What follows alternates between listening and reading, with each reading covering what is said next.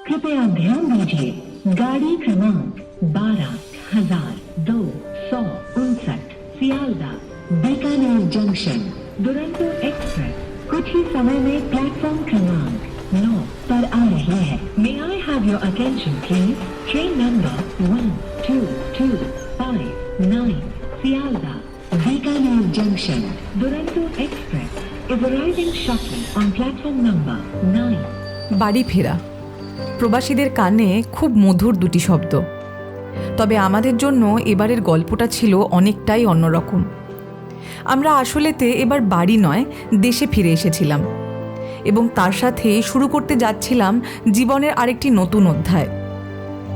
এতদিন 3টে এপিসোড জুড়ে যেই গল্পটা দেখছিলেন আপনারা, সেই গল্পে যাত্রার শারীরিক পরিশ্রমের থেকেও বেশি ছিল মানসিক পরিশ্রম। সেই টানাপোড়েনে একদিকে ছিল বিদেশে একটি স্থিতিশীল জীবনকে এলোমেলো করে 5টা সুটকেসে বেঁধে তাকে ছেড়ে আসা, আরেকদিকে দেশে ফিরে বাড়ির লোকেদের কাছে পাওয়া প্রাণের শহর, বন্ধু বান্ধব, পছন্দের খাবার দাবার সহ আমাদের ছেড়ে যাওয়া জীবনটাকে আবার ফিরে পাওয়া। যেন কটা মাস একটা ঝড়ের গতিতে একটি স্বপ্নের মতো পেরোলো। এই ইমোশনাল ঝড়টা পেরিয়ে আমরা শেষমেশ এসে পৌঁছলাম বাস্তবে, যেখানে আমাদের প্রত্যেকটি সিদ্ধান্ত আসলেতে আমাদের কোন পরিস্থিতিতে ফেললো, এই গল্পে সেই বাস্তবটাই তুলে ধরব। মোদ্দা কথা হলো, এই পর্বটাই হলো আমাদের বাস্তব, দ্য রিয়েল ট্রানজিশন। মা সাবধানে থাকবে, নিজেদের খেয়াল রাখবে। আমরা আছি, তোমরা ভালো থাকলেই আমরা ভালো থাকবো। হাসো, স্মাইল স্মাইল। কিছু বলছিস না তো? না। ভেবে নে একবার। আবার একটা নতুন জায়গা, নতুন অভিজ্ঞতা, নতুন সমস্যা এবং তার নতুন সমাধান। দেখতে থাকুন, অনেক কিছু আছে আগামী গল্পে, সঙ্গে থাকুন। আলটিমেটলি গোটা গল্পটা কোথায় এসে ঠেকলো বলুন তো? বাড়ির ছেলে মেয়ে বাড়ি তো ফিরল, কিন্তু প্রবাসী এখনও প্রবাসীই রয়ে গেল। যেখানে আগে পৃথিবীর আরেক প্রান্তে বেরিয়ে যেতাম, এবার দেশের আরেক প্রান্তে যাব। কিন্তু শেষ প্রশ্নটা কি জানেন? ঠিক 1 বছর আগেই বাড়ি ছাড়ার সময় মনটা যেমন কেঁদে উঠত, এই দেশে ফিরে কি কিছু পাল্টালো? ফাইনালি যখন দূরে থাকাই হলো, তাহলে কি দেশ আর কি বা বিদেশ, কোনো কি পার্থক্য বোঝা গেল? এইসব প্রশ্নের উত্তর নিয়ে ফিরে এলাম আমরা এই 3rd সিজনের লাস্ট এপিসোডের সাথে। ওয়াকে অ্যাডভেঞ্চার প্রেজেন্টস বাড়ি ফেরার গল্পের অন্তিম পর্ব, আর তার সাথেই শুরু করতে চলেছি আবার একটি নতুন যাত্রা, নতুন গন্তব্য। আমরা কি ছেড়ে এলাম সেটা তো আপনারা দেখলেনই, কিন্তু এবার কি পেতে চলেছি সেটাই দেখাতে আমরা বেরিয়ে পড়েছি। আমাদের জীবনের সবথেকে বড় ট্রানজিশন নিয়ে আপনাদের সামনে ফিরেছি। চলুন শুরু করি।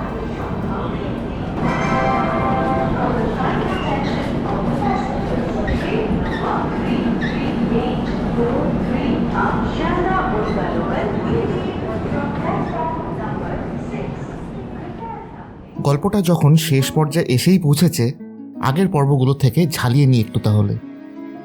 প্রথম পর্বটা শুরু করেছিলাম আমাদের দেশে ফেরার খবরটা বাড়ির লোকেদের বলে। সেই খবর খুশির হলেও বিদেশের গোছানো জীবনটা গোটানো সহজ ছিল না। বন্ধুদের পাশে পেয়ে হাসতে দেখলেও এই কাজ ওরা না থাকলে কোনোদিন উদ্ধারও হতো না।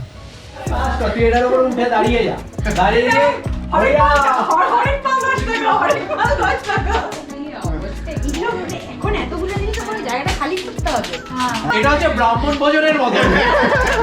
এর মধ্যে এখানে 14 ইঞ্চি পিছিয়ে মানে আমাদের লিজও কালকে অব্দি নেওয়া আছে। কোনো মতে গোটা বাড়িটা 5টা সুটকেসে পুরে আমরা রিচমন্ড শহর আর আমাদের বাড়িটা ছেড়ে বেরোলাম। বাড়িটা ফাঁকা করে বেরোতে যে কেমন লাগলো সেটা আপনাদের প্রথম পর্বতেই দেখালাম। গল্পটা আপনাদের কাছে প্রচুর ভালোবাসা পেল, তবে কমেন্ট সেকশানে বেশিরভাগ প্রশ্ন একটাই ছিল যে আমরা আমেরিকা ছাড়লাম কেন। সেই প্রশ্নেরই উত্তর নিয়ে এলাম দ্বিতীয় পর্বতে, যেখানে গল্পটা আমেরিকার রাজধানী ওয়াশিংটন ডিসি থেকে শুরু হলো। সেখান থেকেই আমাদের কলকাতা ফিরে আসার টিকিট ছিল। দেশটা ছাড়ার সময় এতক্ষণ শক্ত থাকার পর ফাইনালি এয়ারপোর্টে দাঁড়িয়ে আমরা আর ইমোশন ধরে রাখতে পারিনি। আমরা দুজন আমাদের জীবনটার দিকে ফিরে তাকাতে গিয়ে আমরা আমাদের বন্ধুত্ব থেকে শুরু করে আমেরিকা অবধি পৌঁছানোর গোটা গল্পটাই আপনাদের সামনে রাখলাম। সেই গল্প শুনে আপনারা আমাদের আরও ভালো করে চিনে গেলেন আর প্রচুর স্নেহ দিলেন, কারণ আমরা দেশে কী সুযোগ নিয়ে ফিরছিলাম সেটাও জানিয়েছিলাম। এইসব বলতে বলতে আমেরিকা থেকে কলকাতার আন্তর্জাতিক যাত্রায় আপনাদেরকে সঙ্গে রাখলাম, আর পরিবারের সাথে দেখা করে ওই পর্বটা সেখানেই শেষ করলাম। এরপরে নিয়ে এলাম আমরা তৃতীয় পর্ব, যেখানে আমাদের ছেড়ে যাওয়া পুরনো জীবনটা আবার ফেরত পেলাম। তার সাথেই আমাদের কলকাতায় কাটানোর সময়টা ঝড়ের গতিতে পেরোতে লাগলো। প্র্যাকটিক্যাল আর ইমোশনাল ঝড়, দু রকমই বলা যেতে পারে। এই ঝড় পেরোতে পেরোতে পুজোর দিনগুলো এসে পড়লাম, আর নিজের শহরকে অন্য রকমভাবে চিনলাম। না, শহরটা দেখতে একই রকম ছিল, শুধু চিন্তাভাবনায় অনেকটা পাল্টে গেছে মনে হলো। তবে সেটা একান্তই ব্যক্তিগত, সবাই আমাদের মতন নাই ভাবতে পারে। কিসের কথা বলছি তার জন্য আগের পর্বটা শেষ অবধি দেখতে হবে বইকি। এখন সেই টপিক তুলে নিয়ে এলে অনেকটা সময় লেগে যাবে।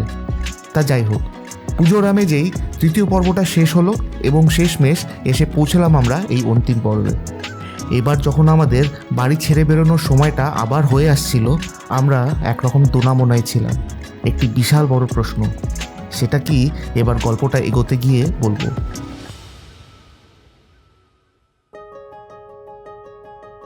পুজো প্রায় তখন শেষের দিকে, আর আমরা তখন অপেক্ষা করছি, অঞ্জলি দেওয়ার অপেক্ষা। তখন বসে বসে আমরা এটাই আলোচনা করছিলাম যে এই পুজো শেষ হতেই আমাদের আবার প্রস্তুতি নেওয়া শুরু হবে, এক নতুন জায়গা গিয়ে নতুন করে বাসা বাঁধার প্রস্তুতি। আমরা দেশে ফিরেছিলাম ঠিকই, বাড়ির কাছে এসেছিলাম ঠিকই, কিন্তু পুরোপুরিভাবে বাড়ি ফিরতে পারিনি। তাহলে সেই যখন বাড়িতে থাকতেই না পারলাম, তাহলে আর আগের পর্বগুলোতে এত আনন্দ কিসের পেলাম? দেশ আর বিদেশের পার্থক্যটা কোথায় রইল? এর উত্তর পাবো, খুব শিগগিরই পাবো। গল্পে এগোতে এগোতে বলতে থাকবো। এখন বাড়ি ছাড়ার আগে অনেকগুলো কাজ বাকি, সেইগুলোই চলুন এক এক করে সারি। হর ক্ষোভং হর মারি হর ক্রিয়ে নম রৌদ্রায়ণী।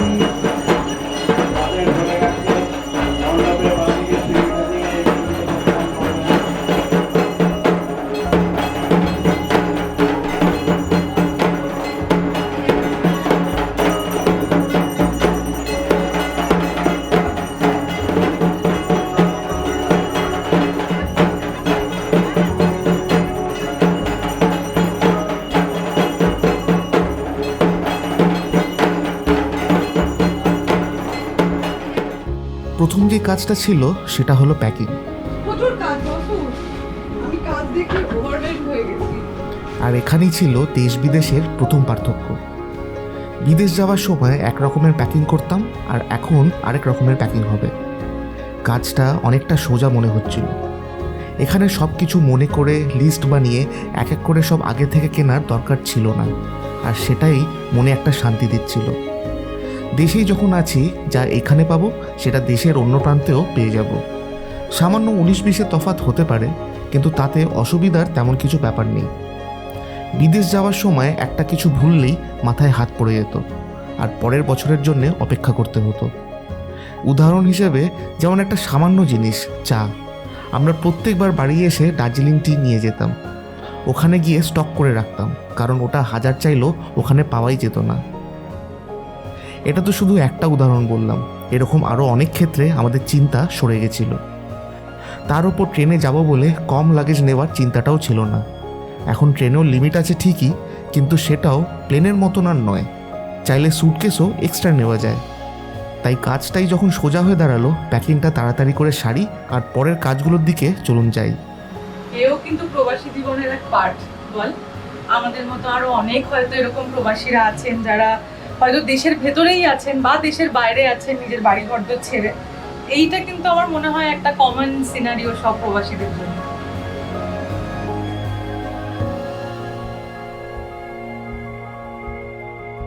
এরপর যে কাজটা ছিল সেটা হলো সব থেকে বড় কাজ। এটা তাও বলা যায় কিছুটা একই রকম রয়ে গেল।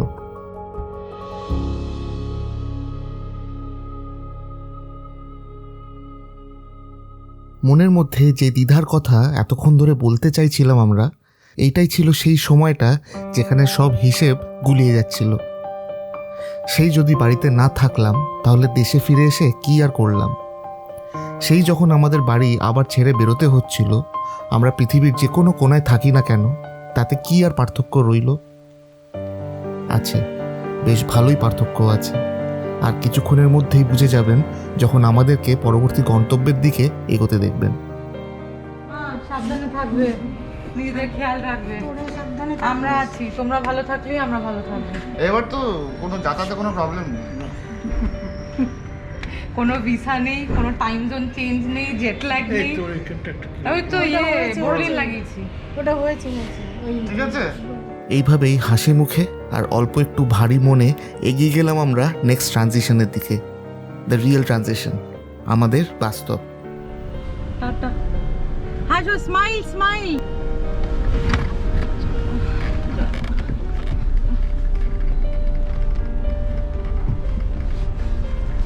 Much relief. লাস্ট 3 বছর যেভাবে বাড়ি থেকে বেরিয়েছি, this time it is so different. যদিও বাড়ি থেকেই বেরোচ্ছি, অনেক শান্তি মনে। তাহলে কি বুঝলেন? আমরা এতদিন এতই দূরে ছিলাম যে এই ডিস্টেন্সটাও তেমন কিছু মনে হচ্ছিল না। আমাদের কাছে আসতে কারোর আর পাসপোর্ট, ভিসা, ইমিগ্রেশনের দরকার হতো না। এটা যে কী বড় শান্তির ব্যাপার সেটা বলে বোঝাতে পারবো না। বিদেশে যখন আমাদের কাছে বাবা মারা আসতে চেয়েছিল, তখনকার সব প্রস্তুতি আমরা আগের একটি সিরিজে বলেছি আপনাদের। এই একই ফ্যামিলির একটি অংশ আরেকটি অংশের সাথে দেখা করতে গেলে অন্য কারোর পারমিশন লাগবে, এটা ঠিক মেনে নিতে পারিনি আমরা। তাই বাবা মারা যখন আমেরিকা ছেড়ে বেরিয়ে এলো, আমরা কনস্ট্যান্ট চেষ্টায় থাকতাম দেশে ফেরার। নিজের শহরে না হলেও দেশের যে কোনো প্রান্ত হলেও মাথাটা গলাবার। কমেন্ট সেকশন পড়ে যা বুঝি, আপনাদের অনেকের থেকে আমাদের অভিজ্ঞতা অনেকটাই কম। অনেক কিছুই হয়তো আমরা বুঝি না, তবে হ্যাঁ, আমরা আপোষ করতেও জানি না। গন্তব্য পাল্টাতে গিয়ে পরিবর্তনকে ভয় পেতে চাই না। তাই গত 6 মাস ধরে আমাদের ট্রানজিশনের পর্ব চলতে থেকেছে এবং সে আজও দিনের পর দিন হয়েই চলেছে।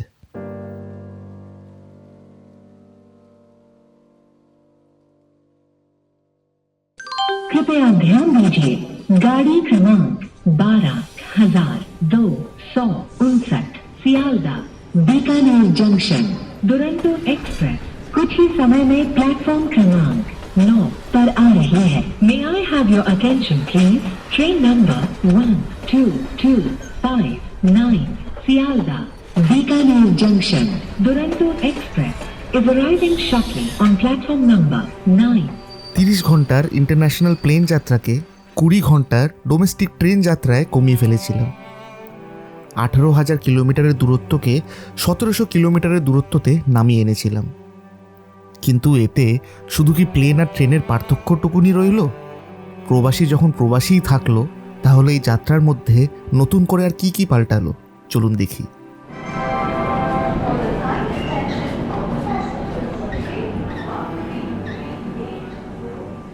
প্রত্যেক যাত্রার এক নিজস্ব তাল, লয়, ছন্দ আছে, যেটা যাত্রা করার সময় খুব সহজেই আমাদের অগোচরে রয়ে যায়।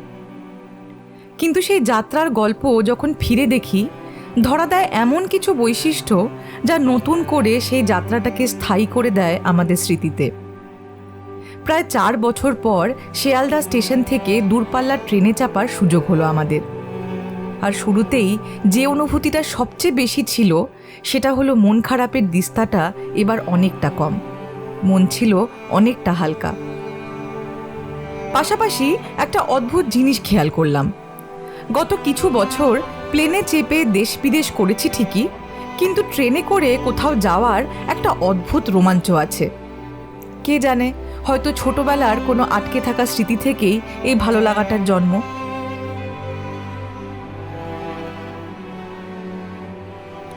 আন্তর্জাতিক প্লেন যাত্রায় যতই চাকচমক থাকুক না কেন, তার সাথে আছে নানান রকমের ঝুঁকি, যেমন বাধ্যতামূলক কিছু নিয়ম, লাগেজের limitation, security check, visa, immigration ইত্যাদি ইত্যাদি।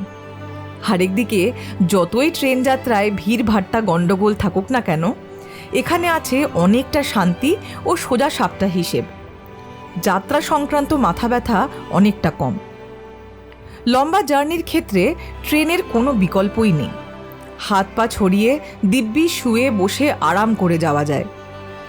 যাচ্ছিলাম দুরন্তোয়, তাই খাবার দাবারের কোনো ব্যবস্থা নিতে হয়নি। আপনাদের মতামত আলাদা হতে পারে, তবে আমাদের কিন্তু ট্রেনের খাবার দিব্যি লেগেছে। ফ্লাইটেও খাবার দেয় ঠিকই, কিন্তু বেশিরভাগ সময় সেটার টাইমিং এতটাই উদ্ভট হতো যে তা মোটেও উপাদেয় লাগতো না।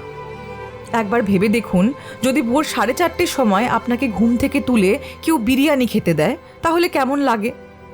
তাই খাবার ভালো হলেও সেটা যে সম্পূর্ণভাবে উপভোগ করা যায় তা কিন্তু নয়। হ্যাঁ, কি দিয়েছে? চিড়ে ভাজা, প্রোটিন প্যাকড মিলেট চিক্কি। সাংঘাতিক ব্যাপার, হেলদি হয়ে গেছে। এটা তো যা ফেমাস কচুরি হবে। হ্যাঁ, কিন্তু সিল এটা কিন্তু ভালো। সিল তো দিত, আচ্ছা নাটা না। সময় দিত। ওইটা চায়ের কিট। হ্যাঁ, স্যান্ডউইচ, কেচাপ,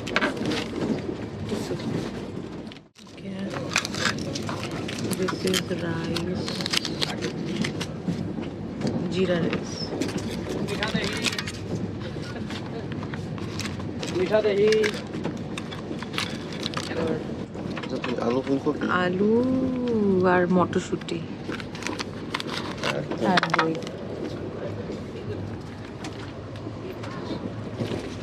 ভালো। মুগ ডাল। এই শিয়ালদা বিকানের দুরন্ত এক্সপ্রেসের 20 ঘন্টার যাত্রায় টোটাল 4টে মিল পেলাম আমরা। ট্রেনটাও টাইমে ছিল, আর এই খেয়ে খেয়ে শুয়ে বসে আমাদের সময় কাটছিল। আন্তর্জাতিক প্লেনে বসে থাকার শাস্তি থেকে মুক্তি পেয়ে গেছিলাম আমরা। কিন্তু আসলেতে কোনটা মুক্তি আর কোনটা শাস্তি সেটা শেষ অবধি না গেলে বোঝা দেয়। তাই চলুন আমরা এবার সেই দিকেই এগোই, এই ট্রেনটার সাথে সাথে আমাদের গন্তব্য অবধি পৌঁছাই।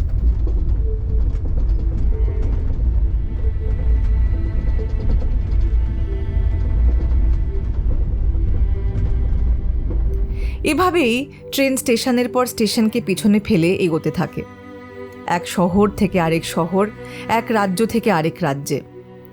তার সাথে পাল্টাতে থাকে বাইরের দৃশ্য, ফসলের চেহারা, বাড়িঘরদোরের গঠন, মাটির রং ইত্যাদি।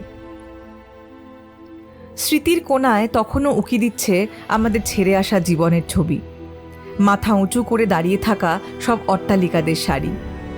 কিন্তু ক্ষণিকেই সেই স্মৃতি আবছা হয়ে গিয়ে চোখের সামনে স্পষ্ট হয়ে উঠছিল রেল লাইনের পাশে গজিয়ে ওঠা বসতি, আমাদের আগত বাস্তব। হাজার হাজার মাইল দূরে এক অন্য দেশে বসে যে সিদ্ধান্ত নিয়েছিলাম আমরা, তা চোখের সামনে বাস্তবায়িত হতে দেখছিলাম। আমাদের ফিরে আসার গল্প দেখে কিছু মানুষের বক্তব্য আমরা বারংবার পাচ্ছি যে আমরা নাকি পাগল, নিজের দেশে ফিরে আসার সিদ্ধান্ত বোকারা নেয়। বা এমনও কমেন্ট পেয়েছি যেখানে কিছুজন লিখেছেন এদেরকে তাড়িয়ে ছেড়েছে, না হলে কেউ ফিরে আসে না। আপাত দৃষ্টিতে দেখলে এটা আমাদের ফিরে আসার সিদ্ধান্তকে কটাক্ষ করা।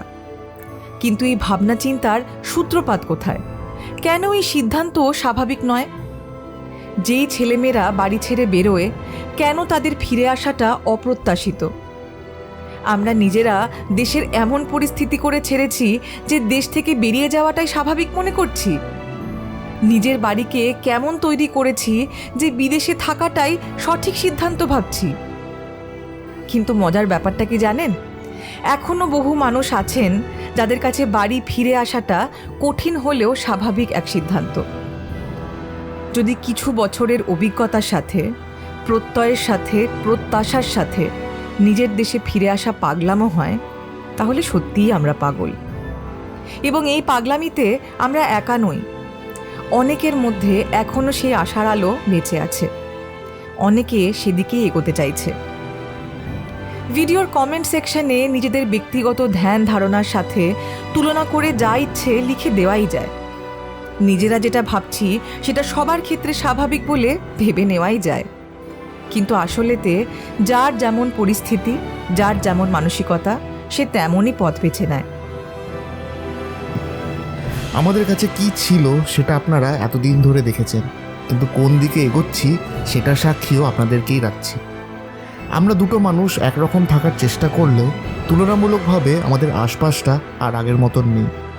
আর তখনই তৈরি হয় নতুন গল্প, যেইগুলোকে নিয়ে ফেরার খুব শিগগিরই চেষ্টা করব। ওয়াশিংটন মনুমেন্ট থেকে গান্ধী মার্গ অব্দি যাত্রা শুনতে ভালো লাগলেও সহজ একেবারেই না, এবং আমাদের পরবর্তী গল্পগুলো পারলে মিস করবেন না। বাড়ি ফেরার গল্প সিজন 3 এর অন্তিম পর্ব আমরা এখানেই শেষ করছি। তবে এবার বাড়ি শুধু আমরা বছরে একবার নয়, বারবার ফেরার চেষ্টায় আছি। দেশে ফিরে কি চাইলাম আর কি পেলাম সেটা একমাত্র সময়ই বলতে পারবে, কিন্তু আপাতত আমাদের সামনের দিকেই এগিয়ে যেতে হবে। আপনাদের সাথে দেখা হবে আবার পরের ভিডিওতে। Till then, stay happy, stay safe, good bye.